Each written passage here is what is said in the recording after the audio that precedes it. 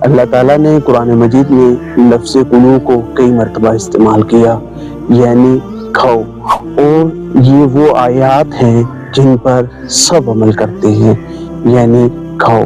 لیکن کھانے کے ساتھ اللہ تعالیٰ نے کچھ ذمہ داریاں بھی ہمیں دی ہیں۔ مثلاً فرمایا کولو واشکرو، کھاؤ، کھانے کے ساتھ اللہ کا شکر بھی ادا کرو۔ پھر فرمایا کولو واطعمو، کھاؤ، اور جب اللہ تمہیں رزق عطا کرے تو اس سے پھر دوسروں کو بھی کھلاؤ۔ کہیں فرمایا کولو وانفقو، کھاؤ، لیکن یاد رکھنا اس سے غرباء کا حصہ بھی تم رکھو۔ کہیں فرمایا کولو ولا تسرفو، کھاؤ لیکن حد سے زیادہ نہ بڑھ جاؤ۔ کہیں فرمایا کولو واعملوا صالحا، کھاؤ لیکن اس کے ساتھ ساتھ عمل صالح بھی انجام دو۔